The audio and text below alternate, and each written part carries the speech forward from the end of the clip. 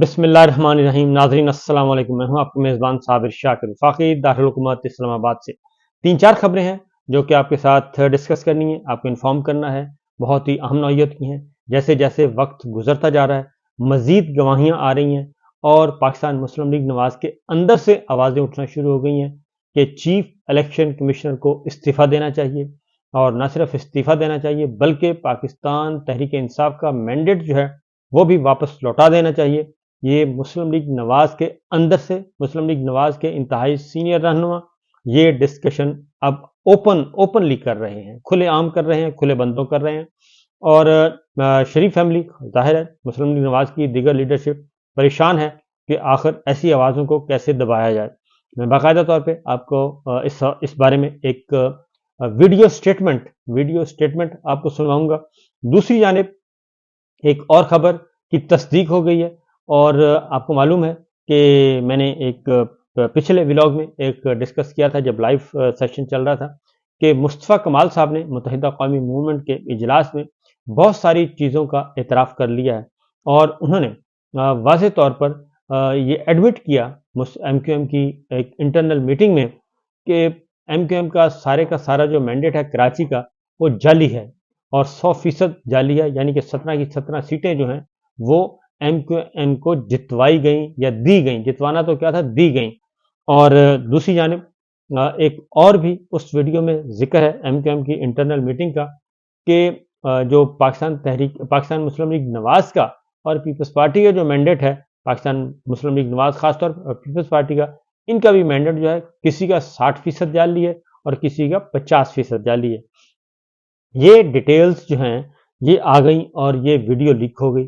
Video leak ہونے کے بعد ظاہر ہے ویڈیو اتنی اوریجنل تھی کہ آپ اس کے بارے میں یہ نہیں کہہ سکتے کہ وہ کسی قسم کے اس میں کوئی ٹانگے لگائے گئے ہیں یا جوڑ توڑ کیا گیا ہے، نہیں، ایسا نہیں تھا۔ وہ اوریجنل ویڈیو تھی، اوریجنل وائس تھی، اور کسی نے لنکا ڈھائی اور وہ آ گئی میڈیا میں، اور میڈیا میں جب آئی تو تقریباً وہ ویڈیو جس میں 3-4 اعترافات کیے گئے ہیں، ایک یہ کہ ایم کیو ایم کا کراچی کا سارا مینڈیٹ جعلی ہے، 17 قومی اسمبلی کی سیٹیں جعلی، اور اس کے نیچے جو 38، 37 یا 39 سیٹیں صوبائی اسمبلی کی وہ بھی جعلی، سب کی سب جعلی سیٹیں تھیں، اور وہ اعتراف کر لیا۔ دوسرا اعتراف اس میں یہ کیا گیا تھا کہ پاکستان مسلم لیگ نواز اور پاکستان پیپلز پارٹی کا جو مینڈیٹ ہے وہ بھی جعلی ہے، تقریباً 50%، کہیں 60% اور کہیں 50%، یعنی مسلم لیگ نواز کی جو سیٹیں ہیں ان کو دی گئی ہیں، تقریباً 85 سیٹیں ان کو دی گئی تھیں، تو 85 میں سے آپ 60% مائنس کر دیں تو وہی ان کے پاس سیٹیں بچتی ہیں 25 اور 30 سیٹیں، 25 سے 30 سیٹیں بچتی ہیں، باقی سارے کا سارا مینڈیٹ جعلی قرار پایا۔ تو یہ صورتحال اس وقت چل رہی ہے۔ اب کافی دیر وہ خبر چلتی رہی اور اس کا کوئی جواب اس کا نہیں بن پایا۔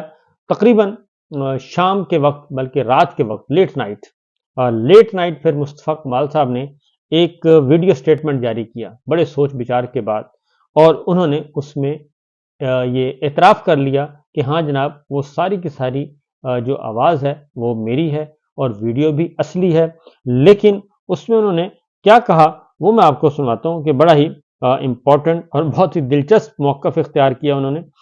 اس میں بھی سارے کا سارا اعتراف کر لیا ہے، اور یہ جو ہے میرا خیال ہے کہ یہ ویڈیو چیف الیکشن کمشنر کو دکھانی چاہیے اور اپنے گریبان میں جھانکنا چاہیے، چیف الیکشن کمشنر کو، الیکشن کمیشن کو، آر اوز کو، اور خاص طور پہ جو ماسٹر آرکیٹیکٹ ہیں اس سارے جعلی نظام کے، ان کو یہ ضرور سنوانی چاہیے، اور پہنچ گئی ہوگی ویسے تو، اور کیونکہ سارا دن یہ چلتی رہی، ساری رات چلتی رہی یہ ویڈیو، اور وائرل ہو گئی۔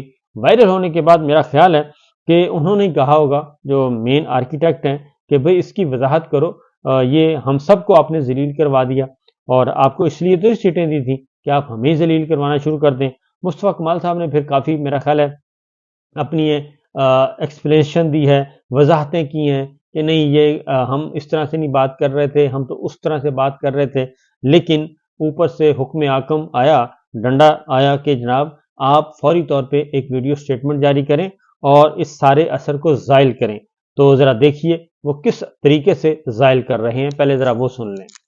کہ ہمارے رینکس اینڈ فائل آج صبح سے میری ایک آڈیو وائرل ہو رہی ہے تمام سوشل میڈیا پہ. سب سے پہلے تو بتا دوں یہ میری ہی آڈیو ہے، میں اس کو انڈورس کر رہا ہوں. اس میں کیا ہے، میں ایم کیو ایم کی مذاکراتی کمیٹی کا حصہ ہوں اس سلیکشن کے بعد سے. تو ہم اسلام آباد میں کئی پے در پہ پی ایم ایل این سے ہماری کئی میٹنگز ہوئی. اس میٹنگ کے بعد ڈے بیفور یسٹرڈے اتوار والے دن میں جو ہے رابطہ کمیٹی کے آفس میں بیٹھ کر میں ان کو بریف کر رہا ہوں کہ اس میٹنگ میں کیا کچھ ہوا اور کیا باتیں ہوئی. تو اس میں یہ بتا رہا ہوں کہ پی ایم ایل این کے دوستوں سے جب ہم نے یہ بات کی کہ بھائی آپ کی میٹنگ جو ہے وہ پیپلز پارٹی سے کیسی رہی، تو پی ایم ایل این کے دوستوں نے ہمیں بتایا کہ پیپلز پارٹی یہ کہہ رہی ہے کہ پی ایم ایل این اور پیپلز پارٹی کے ملنے کے بعد ایم کیو ایم کی ضرورت نہیں ہے. تو میں اپنے لوگوں کو بتا رہا ہوں اور آپ کو بریف کر رہا ہوں کہ وہ یہ کہہ رہے ہیں ہمارے نمبر پورے ہیں. دوسری بات میں یہ بتا رہا ہوں کہ پیپلز پارٹی پی ایم ایل این والوں کو کہہ رہی ہے کہ ایم کیو ایم کا مینڈیٹ جو ہے وہ صحیح نہیں ہے، ایم کیو ایم کا مینڈیٹ جعلی مینڈیٹ ہے. آپ کو پتا ہے کہ یہ والی بات تو پیپلز پارٹی تو پبلکلی ٹی وی پہ کہہ رہی ہے، ہم بھی ان کو کہہ رہے ہیں کہ ان کا بھی مینڈیٹ جعلی ہے، وہ ہمیں کہہ رہے ہیں کہ ہمارا مینڈیٹ جعلی ہے. اب یہ دو باتوں میں تو کوئی نیوز نہیں ہے. جو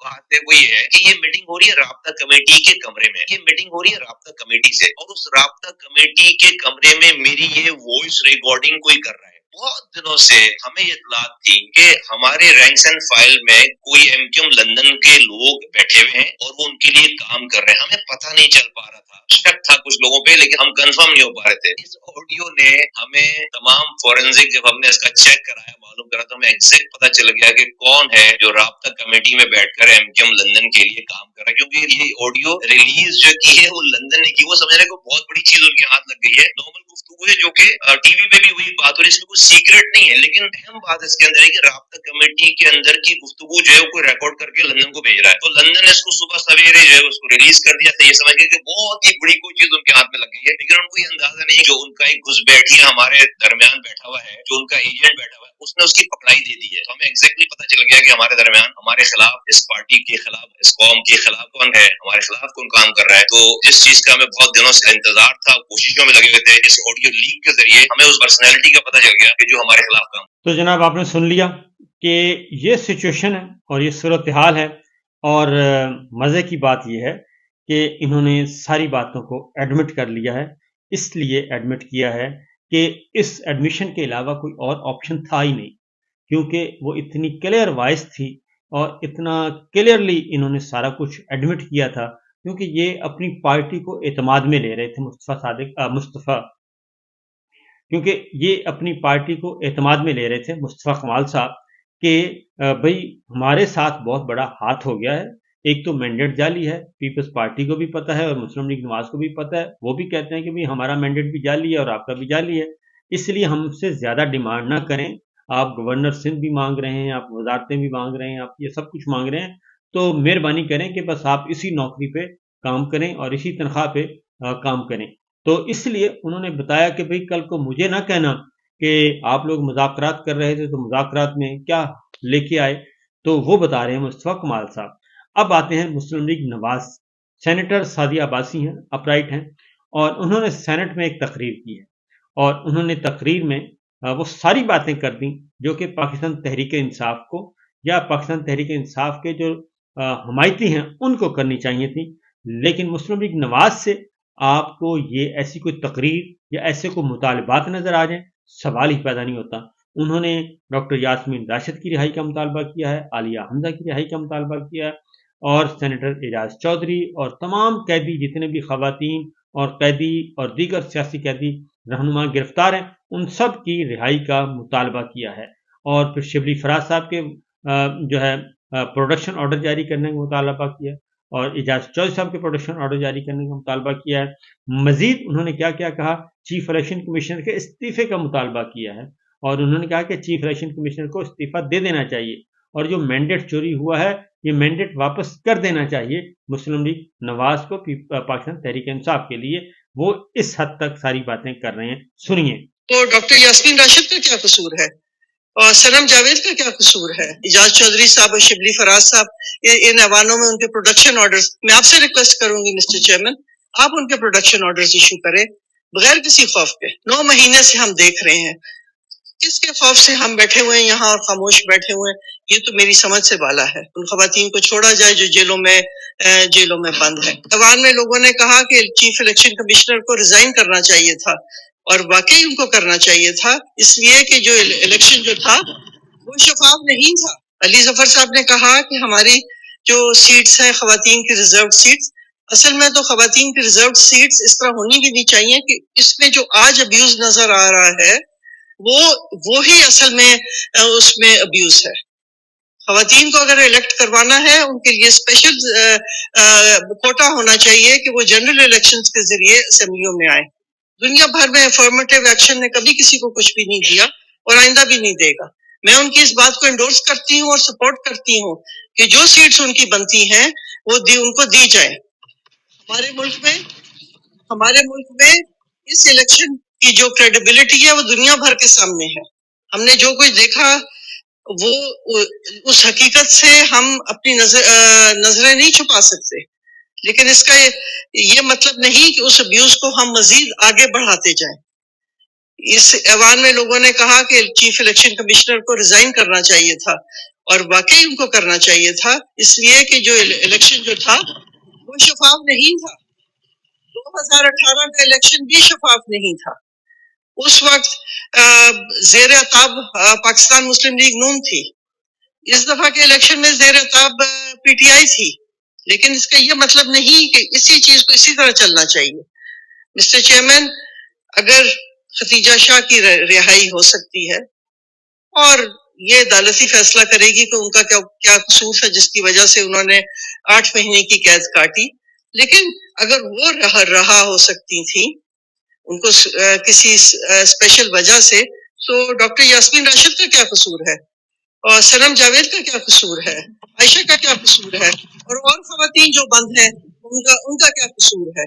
لیکن قصور یہ ہے کہ شاید ان کی پہنچ اس جگہ تک نہیں ہے جہاں کسی اور کی تھی۔ یہ اصل میں حقیقت ہے۔ آج اس ایوان میں ہمارے ممبر تشریف لائے ہیں جاوید صاحب، مجھے بڑی خوشی ہوئی ان کو یہاں دیکھ کر، لیکن میں پی ٹی آئی کے اپنے دوستوں سے پوچھتی ہوں کہ کیا آپ نے اپنے کولیگز کے لیے آواز اٹھائی تھی؟ کیا آپ نے ان کے لیے بولے تھے؟